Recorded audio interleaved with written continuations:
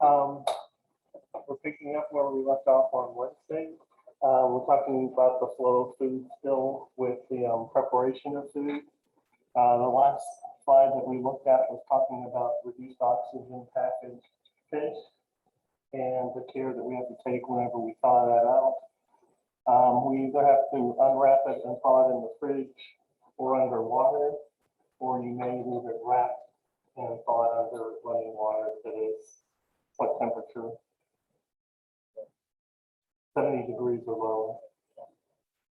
Okay, good. Oh, this thing worked yesterday.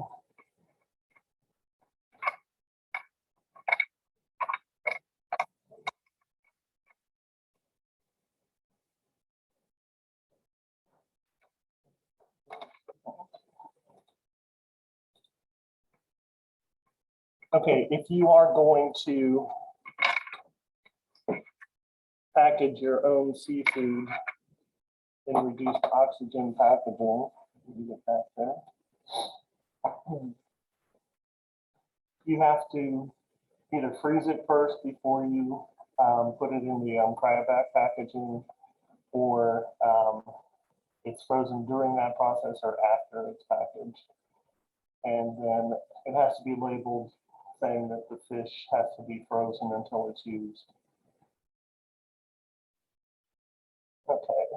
Whenever we work with meat, seafood, and poultry, we always want to make sure that we're using clean, sanitized surfaces and equipment. In a small kitchen especially, you want to make sure that you're handling those items at different times than you would be fresh produce. Take out small quantities at any given time so you don't time temperature abuse it. And then get it raw meat back into the cooler or cook it as soon as possible. Okay, salads that contain TCS foods.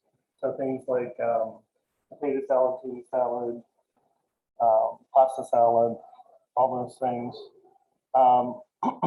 The TCS ingredients that are leftovers, they had to be handled correctly in the preparation. So you have to cook them, hold them, and cool them correctly. And then they have a shelf life of 7 days from the date of preparation. So you can't turn it into a salad and then start a 7-day process over again. Okay. You might consider chilling, definitely chill the ingredients and if you can, the utensils before you start using them. That's going to help keep the temperature lower. Leave the food in the cooler until all the ingredients are going to be mixed. So that way you keep everything cool instead of adding, like if you have celery chopped up and you just leave it sitting on the table, it'll be a higher temperature. So you're just being safe by keeping it cool. Prepping eggs and egg mixtures. What we see in the photograph here is considered pooled eggs. So you crack eggs and put them into a container. Usually when we do something like this, we're going to be baking a cake, maybe mixing up the eggs to scramble them for omelets, something like that. But you have to be careful. You can't just let a container of eggs sit out at room temperature. So you have to either, after you crack them, you either cook them or you keep them refrigerated. And you would need to clean and sanitize containers in between batches. So if you've ever been to a buffet where they serve cook omelets to order, like they've got their container of the already scrambled up egg. You can't just keep taking that container and going and cracking eggs into it and bringing it back out to the buffet line. You need a new, clean, sanitized container for each time. For egg dishes that are not fully cooked, look into using pasteurized eggs. And they produce pasteurized eggs in the shell as well as in containers. They have bags of pasteurized whole egg, liquid, pasteurized egg whites. Oftentimes those are frozen. And then pasteurized egg yolks are sold. Probably clean and sanitize equipment that was used to prep your eggs.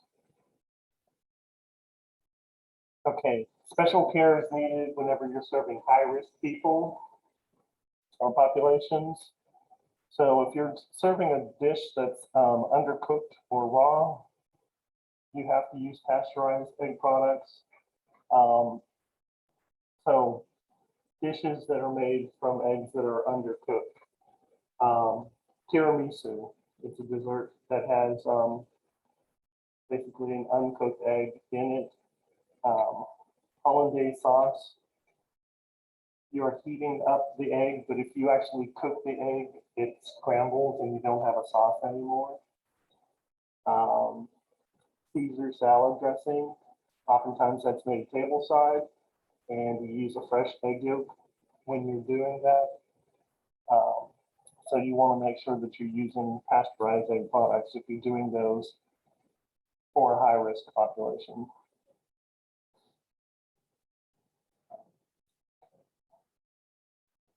When we are battering or breading food, okay, what we have here is called a standard breading procedure. You have your flour, you have the egg product, and then whatever kind of crumbs that you're going to put on for a crust.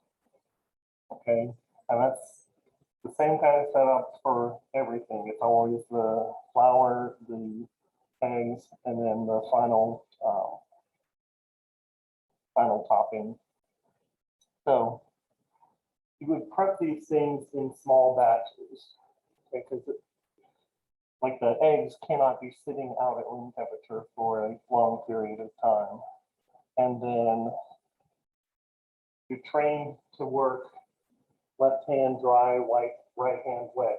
So like the left hand does the flour, you drop it into the eggs, you use your right hand, you drop it into the crumbs, and then use your left hand to get the crumb coating on it so that you don't get your hands all messed up. Wow. Okay, so throw out anything unused after a set amount of time. So the maximum amount of time you can have food out is for 4 hours for TCS food. So you would want to make sure that you get rid of the flour, eggs, and the crumbs because you are contaminating, possibly contaminating if you're using raw chicken in the flour. Definitely the eggs, and then you're getting chicken and eggs into the crumbs. This word should be cook the food thoroughly. And when you're deep frying, you've never deep fried before. If you're frying in batches, you have to let that oil come back up to temperature after you before you put in a new batch. You want to make sure there's space in the fryer basket. If everything's jammed together, it's not going to cook evenly. So if it's overloaded and the oil can't get in between, you're going to have raw food in there. You monitor your oil temperature and the food temperature. If we are preparing our own fresh juice that we are going to sell, you have to pasteurize it according to an approved HACCP plan, or you can put a warning label on it saying that it has not been pasteurized and it may contain harmful bacteria.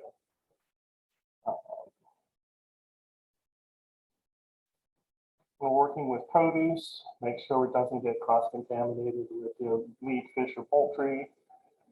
Wash it thoroughly before it's cut, cooked, or combined with other ingredients.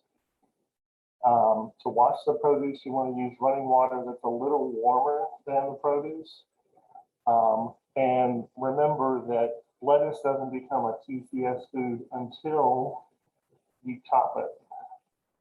So you can leave it out at room temperature, and pull it out in the morning, and then later in the morning, wash it. Pull apart leafy greens, rinse thoroughly. They do have certain chemicals that you can use. There's a way to get ozonated water. You need a special machine to do that, but that will help to kill bacteria. You also have the option when you're washing produce to use a prep sink, clean and sanitize it, fill it up with cold water, put a case of iceberg lettuce in that, and go ahead and clean each individual head.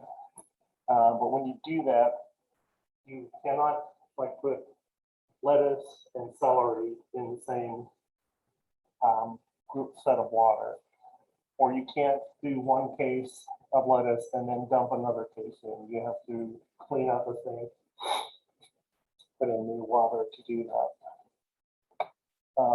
And then once you cut melons, tomatoes, and your leafy greens, those have to be stored at 41 degrees or lower.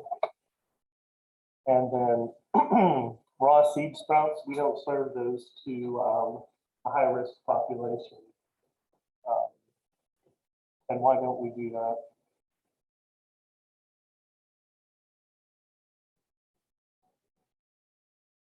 Well, right, they have a compromised immune systems. Why would raw seed sprouts be dangerous?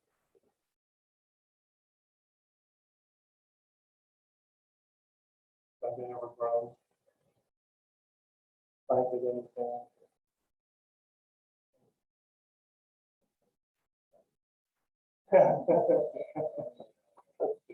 It's actually the conditions that the sprouts need are exactly what bacteria needs to grow. So they need the moisture and the temperature. So they're growing in the temperature danger zone, and the bacteria could be growing on them as well. So the raw seed sprouts are a no-go. Another thing, ice. We make ice from water that is safe to drink. There's a word for safe water. It's called potable. We never use ice as an ingredient if it was used to keep food cold. So we saw that you could pack chicken or fresh fish, even some produce on ice. You could never use that ice then and just dump it into a kettle and make a stock out of it.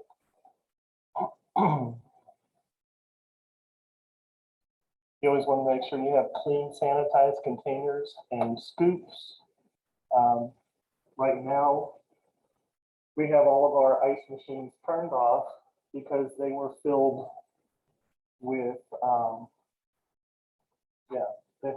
they were out of power for about 2 weeks before the power came back on. So all of the ice melted in there. And then it got refilled with possibly contaminated water. So we're melting all of that out again. We'll clean and sanitize inside and then run a new batch. Never hold ice in containers that held chemicals or raw meat, seafood, or poultry. When you go to the student union, to the cafeteria, to any soda machine that dispenses ice, those things are not making the ice. They just have a container that holds the ice, and the machine is somewhere else, and people have containers that they take and they dump the ice into the machine. So you got to make sure that the inside of the machine and your transport containers are clean and sanitized. Never touch ice with hands or use a glass to scoop ice. You can contaminate it when you use your hands, and if you break a glass in a bin of ice, you have a real mess in front of you.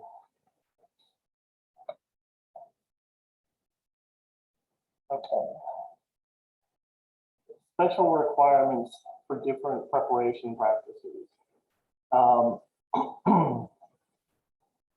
If you're doing these things, you need to contact the health department to let them know that you're doing them, and then prove, you have to get their approval to do it. So if you're packaging your fresh juice that is unpasteurized, or even if it is pasteurized,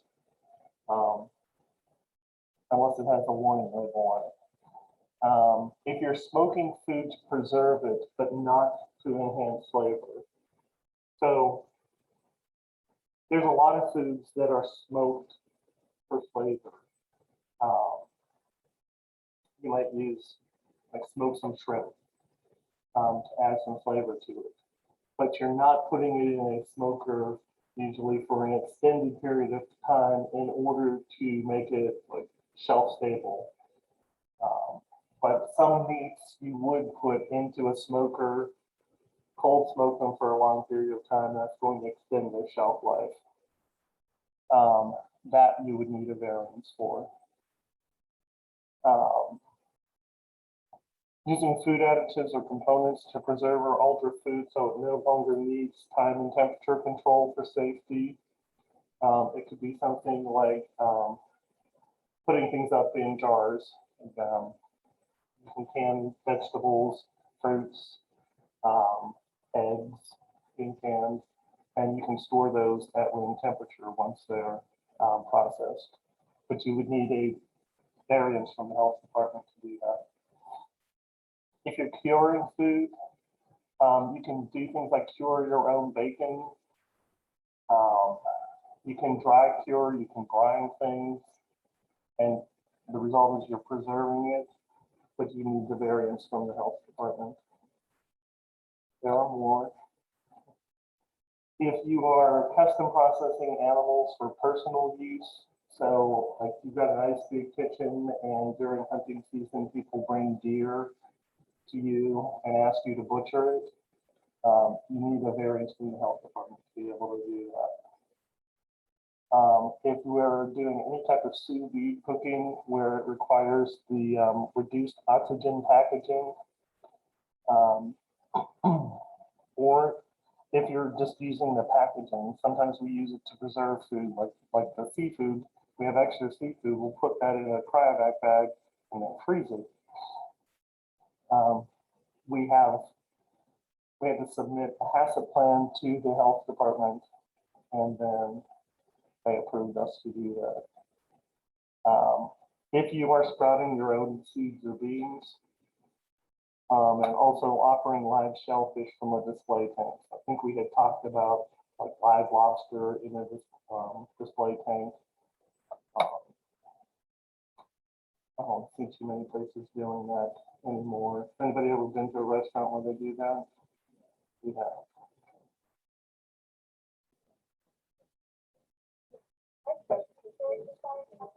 Well, I don't know if they're required. I know that they do have it.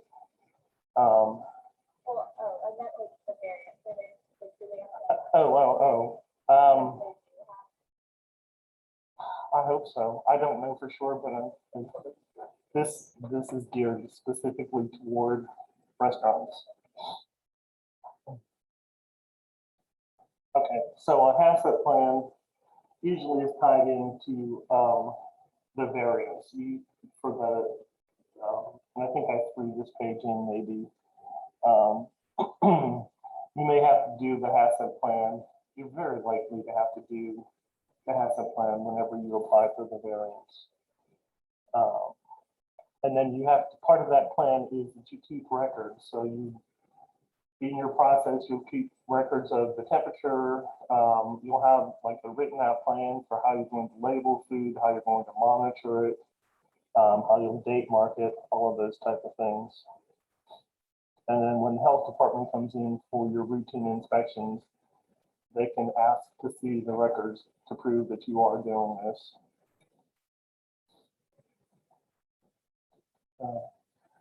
HACCP stands for Hazard Analysis Critical Control Points. So it's identifying hazards in the flow of food and monitoring the critical control points and corrective actions that you take during that. Okay, so now we're going to talk about minimum internal cooking temperatures. And all of these are things that you're going to have to memorize. there are 4 different temperatures that you assign different foods to. And there's lots of little twists and turns in it. So all poultry, whether it's whole or ground, chicken, turkey, or duck, has to reach 165 degrees. And it's an instantaneous thing. So as soon as your thermometer reads 165 degrees, you can pull that off the heat. Any stuffing that's made from fish, meat, or poultry. Excuse me. So if you have a pork chop that's stuffed with a seafood dressing, that dressing has to reach a temperature of 165 degrees.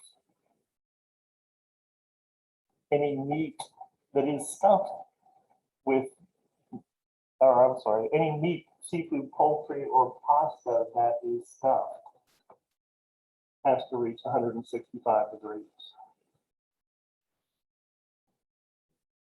And dishes that include previously cooked TCS ingredients. So if you're doing some type of casserole and you have leftover chicken that was already cooked, you would have to take that casserole up to 165 degrees.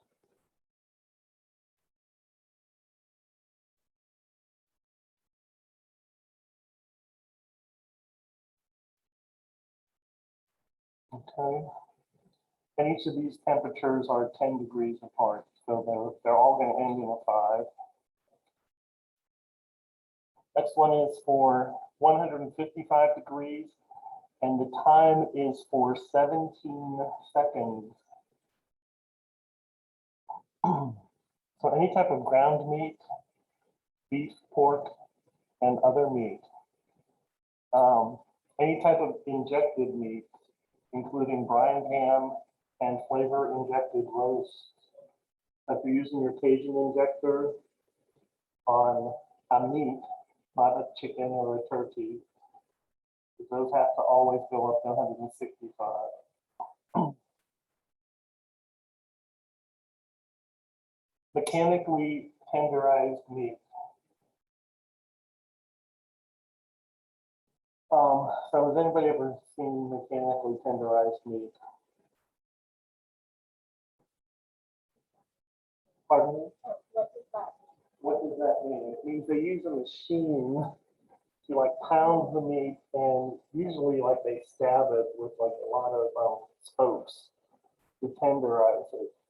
Something like a Swiss steak, which you don't see a whole lot of.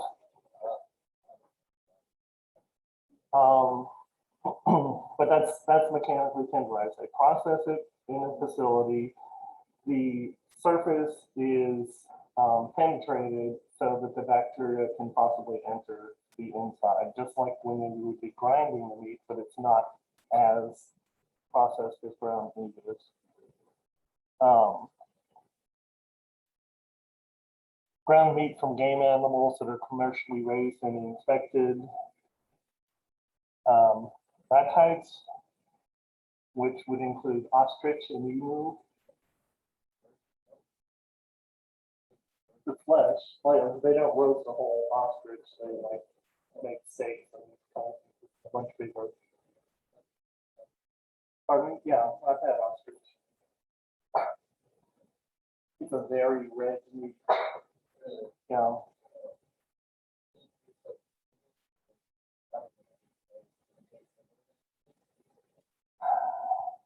No.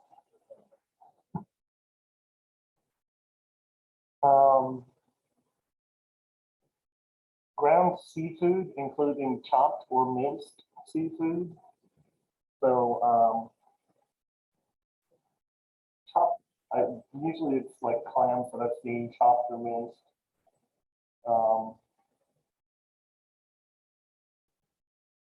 And shell eggs that will be hot held for service.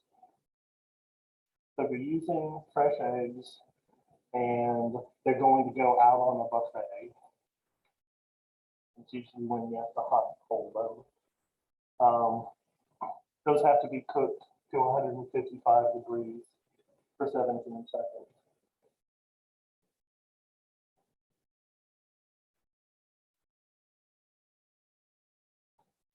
Now, next step is 145 degrees for 15 seconds. All of our seafood, including fish, shellfish, and crustaceans, any steaks or chops of pork, beef, veal, and lamb. So these are like a portion that you would like put on a plate for somebody to eat. Commercially raised game that is not ground, and shell eggs that will be served immediately. So all of those need to reach 145 degrees for 15 seconds.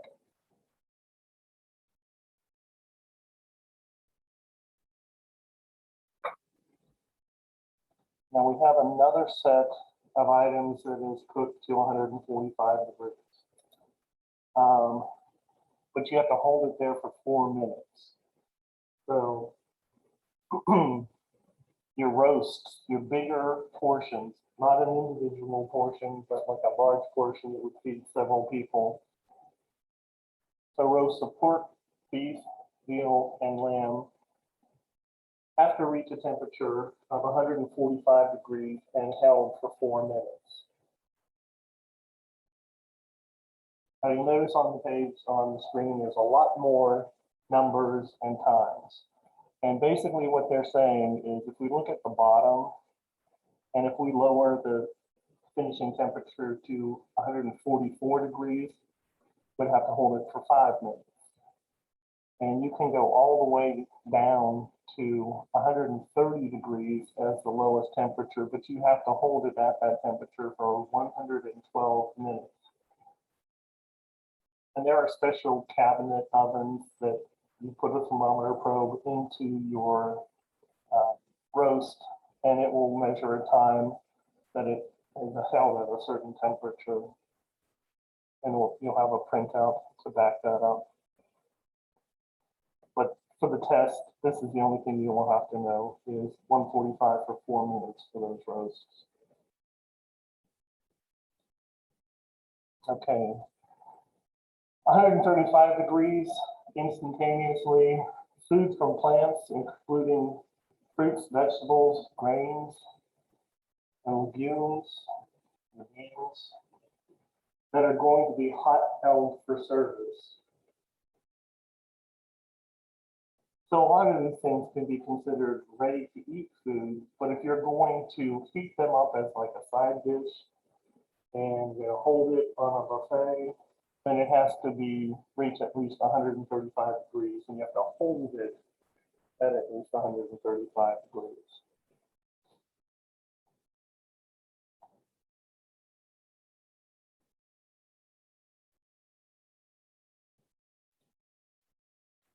Okay. If we are brewing tea, you have to reach a temperature of 175 degrees. I don't think this is in your book, but it's possible that it might be on the exam. So in your automated equipment, tea leaves should have contact with the water for at least a minute. When it's done in the traditional steeping method, it should be steeped for about 5 minutes.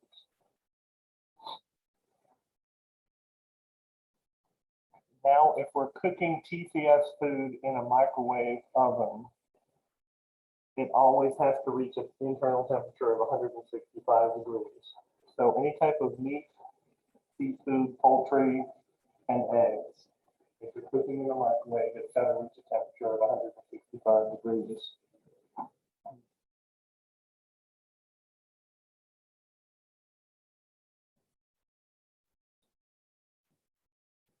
Anybody never use a microwave? There's some tips if you don't know how to cook in a microwave. You cover the food to prevent drying and from splattering all over your microwave. Britain before they had all of them came with turntables. You want the covered food to stand for at least 2 minutes after cooking, and then check the temperature in 2 places to make sure that it's come up to temperature.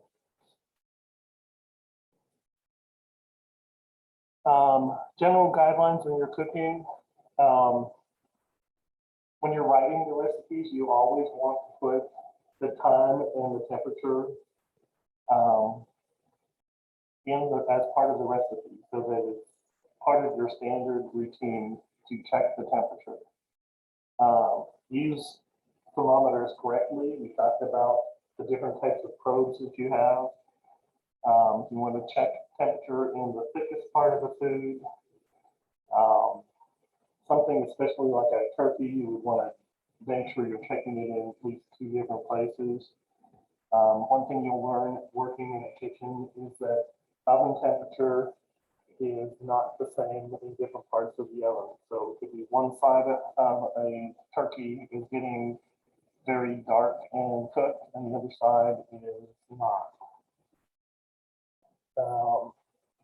Avoid overloading cooking equipment. So if you have a bunch of chickens on a pan all shoved close together, wherever they're touching, that's going to slow down their cooking. Let the temperature of your cooking equipment recover between batches. So even like when you're baking cookies at home, and you're opening the oven, you're taking some trays out, you should let that reheat before you put in a new batch of cookies. Consumer advisories. If you're serving any raw or undercooked TCS items on the menu, you should have a notice on it. You can note it on the menu next to the items. You can have little table tents at the seats so that the guests can also learn this. Food's footnote states that the item is raw or undercooked, or contains raw or undercooked ingredients. So anytime you're going into a Japanese restaurant, you're probably going to see this somewhere because they very often have raw and undercooked seafood. Customers who order raw or undercooked TCS food should be advised of the increased risk of foodborne illness. You can do that by posting it on the menu or on the table tents. Children's menus. FDA advises against serving items on the children's menu if they are undercooked or raw: meat, poultry, seafood, and eggs.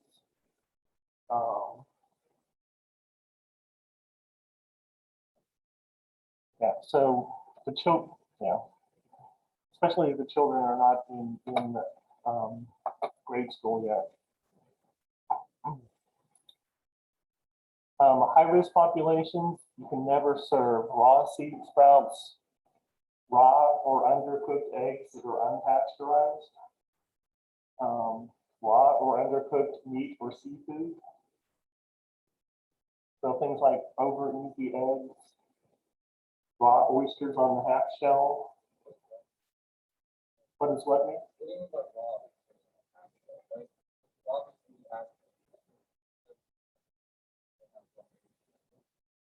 Okay, so actually the oyster house serves oysters on the half shell, raw oysters on the half shell. When you're working with a high risk population, that's the thing that we're talking about here. So your nursing homes, hospitals, daycare centers, that kind of thing. Rare hamburgers. You don't want to feed these people because they're going to be more likely to get sick from it. And then any unpasteurized milk or unpasteurized juices, you don't want to serve to these folks either. Did y'all get the email I sent out about the salmonella outbreak? I thought that was really interesting. That it's like that most of the illnesses happened in August, and we're almost at the end of September, and they still don't know what it was from. Okay, we can also partially cook things during the preparation. When you do this, especially if you have like a large banquet for hundreds of people, and you're not going to have enough time in the day of the actual event to cook things from the beginning. So you'll partially cook meat, seafood, poultry, or eggs. But guidelines for this, you don't cook it for more than 60 minutes before, or I'm sorry, in the initial part of the cooking. When you do this, you have to cool the food immediately.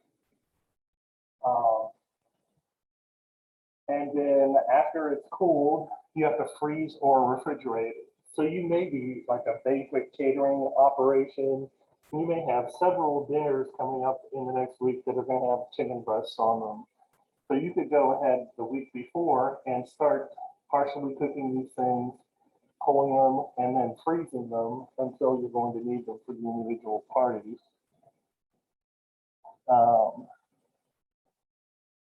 If you are refrigerating it, it has to be at 41 degrees or lower, and it has to be stored away from ready-to-eat food.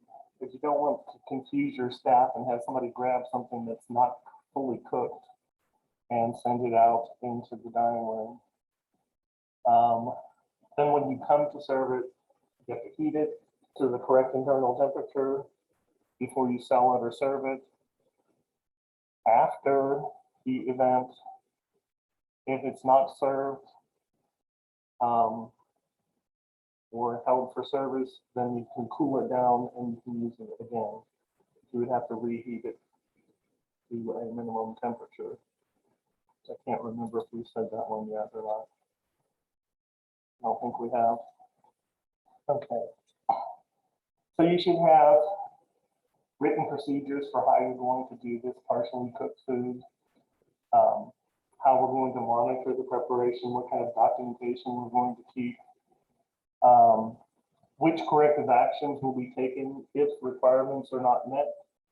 So you might have like when you're parked, you might have a goal temperature that you want the chicken breast to reach, and say it's 140 degrees.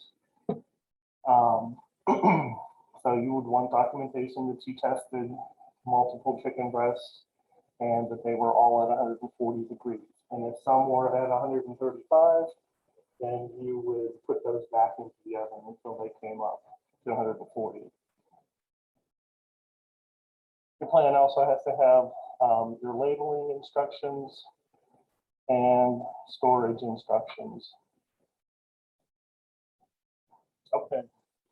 Now we have rules about cooling the food down. And this is where the temperature danger zone comes into play.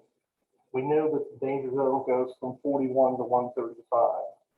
Okay, so our hot food is going to be over 135 degrees. We have a total of 6 hours to get it down to 41 degrees. But because bacteria grow so fast between 70 and 125, we only have 2 hours to get it down to 70 degrees. So you have to keep track of how long it's taking to get that food down to 70 degrees.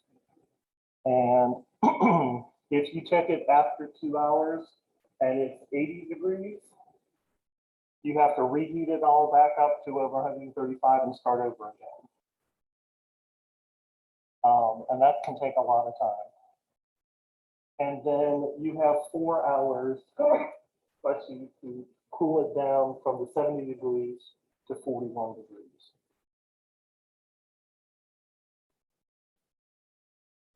And of course, we have some exceptions. If we are able to very quickly get it from 135 down to 70 degrees, say within an hour, then we can add that extra hour to the time to get it down to 41 degrees. So you can do like 1 and 5 instead of the 2 and 4 for your total of 6 hours. But you can't add on to that first 2 hours.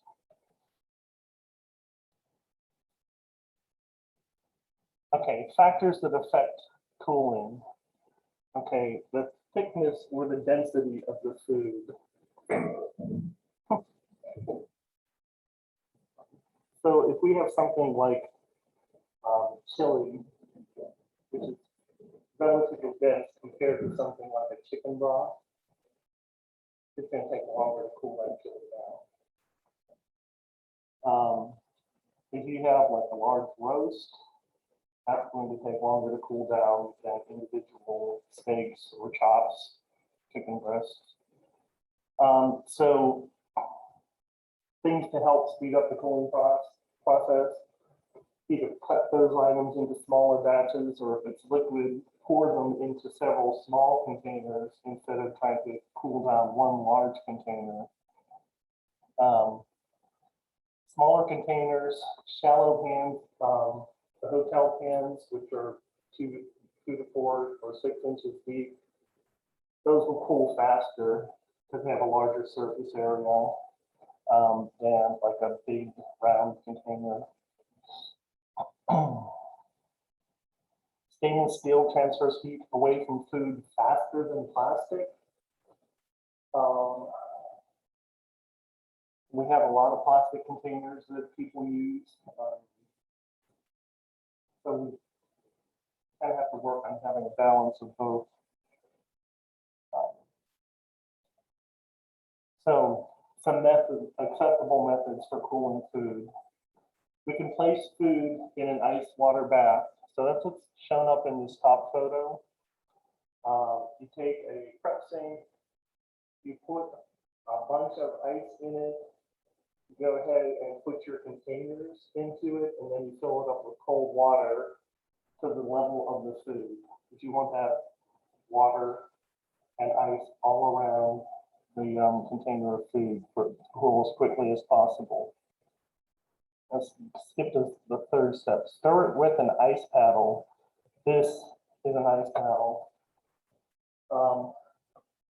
It's a plastic container that you put water in, freeze it, make sure it's cleaned and sanitized, and then you can use it to stir the product to help cool it down quickly.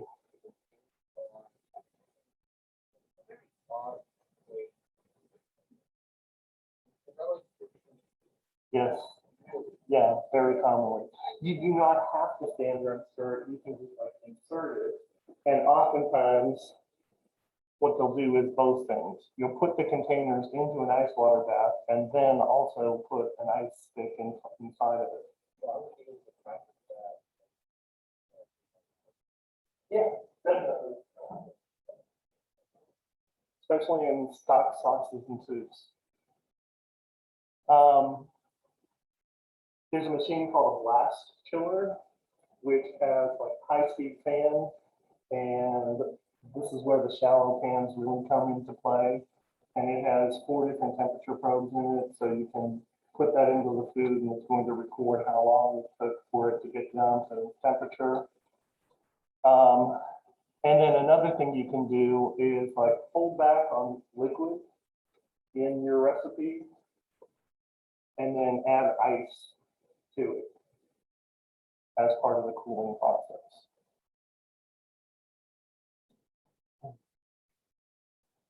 When storing food for further cooling, so let's say you've got it down, it's not quite down to 41 degrees yet, but you still have like 3 more hours. You can put it into the cooler and assume that it's going to reach that 41 degrees. You want to loosely cover them. You don't want to tightly cover them because that's going to slow down the cooling process. You can actually leave them uncovered if you can guarantee they're in a place where they're not going to get contaminated, that you know something else is not going to fall into them. That's a lot easier to do here in classrooms where we know when people are going to be in the coolers, but in a business, you have to be really, really careful because people go in and out of the coolers all the time. Okay, when it comes to reheating food, this first thing is really not intuitive. But if you're reheating food for immediate service, it can be reheated to any temperature as long as it was cooked and cooled correctly. So I could take a chicken leg out of the cooler, put some salt on it, and eat it. Or I could serve it to somebody in the day, as long as I'm serving it immediately. But if I'm going to set up a buffet, I can't do that. So if it's going to be held at a hot temperature, it has to be reheated within 2 hours to 165 degrees, no matter what it was, for 15 seconds. And then commercially processed and packaged ready-to-eat food has to be heated to a temperature of at least 135 degrees.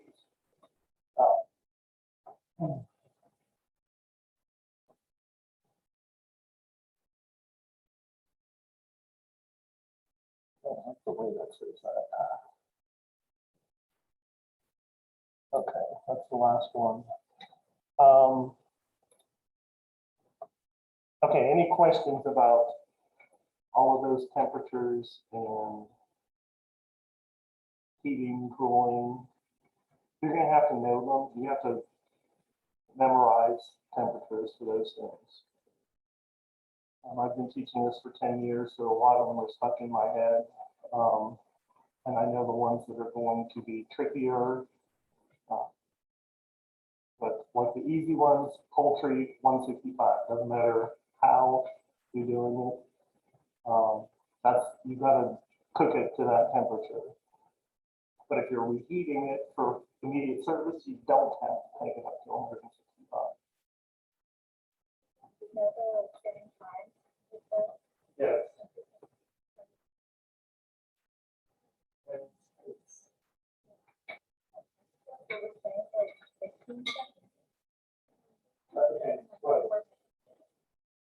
Okay, so yeah, the textbook hasn't been updated with the changes that they made. Frustrating. So the 165 is the initial cooking of the meat. When you're reheating it, it still says you have all the 15 seconds. And how particular they're going to get about that. The 155, I don't know why they changed it from 15 to 17 seconds. Most of these things I can't imagine people even taking the temperature. But yeah, I'm not recording this part right now. But there are places that do.